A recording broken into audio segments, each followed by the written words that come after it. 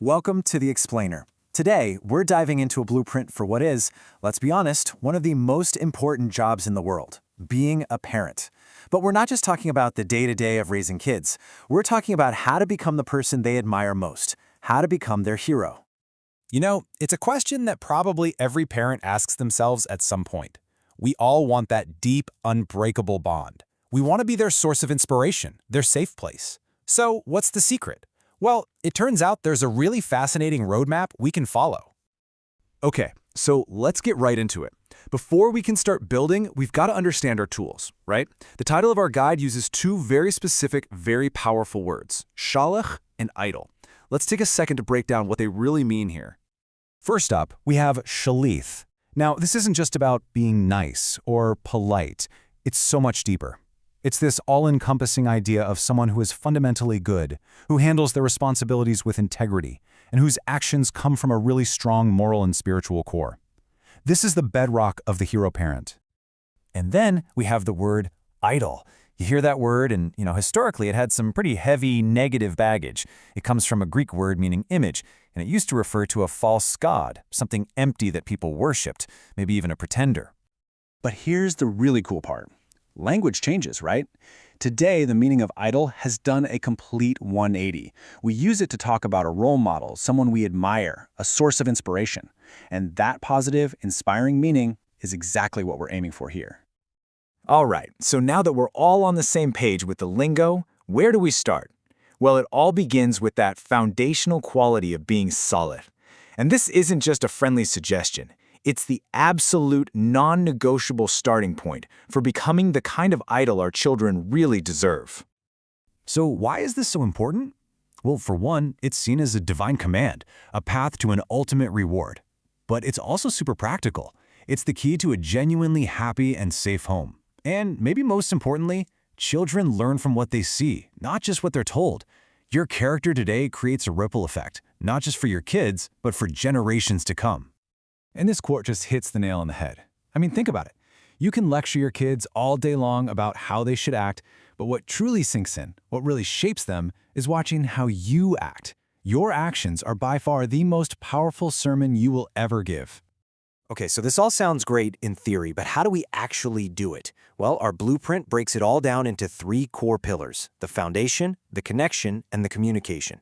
We've just talked about the foundation, being that righteous role model. So now let's dive into the other two really actionable pillars: building the connection and mastering communication. First up, let's talk about building an absolutely unbreakable connection. And this is about so much more than just putting food on the table and a roof over their head. It's about meeting their deepest needs and truly becoming their trusted friend. See, every child has these four fundamental needs. And yeah, of course, the spiritual and physical stuff, that's vital. But what's just as crucial are their emotional and social needs. They have to feel loved, acknowledged, and respected for exactly who they are. They need to learn how to connect with others in a healthy way. Hitting all four is the real key to that strong bond. But let's be real. Life is busy. So how do we actually do this? Well, the source gives us this brilliant and super simple tool. It's called a GEM, which stands for a genuine encounter moment, and it's all about giving your child 100% of your focused attention, even if it's just for a few moments. It's a simple three-step process. First, you stop. Like actually stop. Put the phone down, turn away from the computer, and just focus completely on them. Second, look. Get down on their level, make eye contact, and show them that in that moment, they are your entire world. And finally, listen. And I mean really listen, with empathy, without planning what you're going to say next. It sounds so basic, but I'm telling you, it is a total game changer. Okay, foundations laid, connections being built. Now for our third, and honestly, sometimes the trickiest pillar, the art of wise communication. This is all about learning to be their guide with wisdom and kindness, not just barking out orders. And the whole thing is anchored in this idea that kindness isn't just a nice bonus. It's essential. It's the ingredient that makes our guidance actually work. As this beautiful saying goes, kindness adorns everything it touches. Without it, even the best advice can feel harsh and just won't land right. But listen, being kind does not mean you're a pushover. And this is a really, really important difference to get. Firmness versus harshness. They are not the same thing.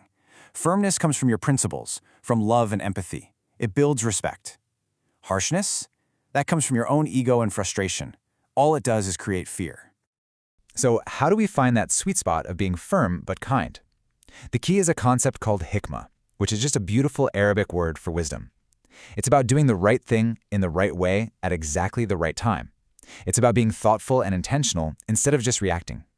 And this all boils down to one simple, incredibly powerful mantra you can start using today. Build a connection before you make a correction. When a child feels connected to you and loved by you, they're so much more open to your guidance. It's always relationship first, rules second. So we've covered the 3 big pillars: foundation, connection, and communication. But there's one last thing, a final powerful ingredient that kind of ties everything together. It's a tool that every single parent has, but maybe we forget just how powerful it is. And that final ingredient? It's prayer. According to this tradition, there is a special, undeniable power in the prayers a parent makes for their child.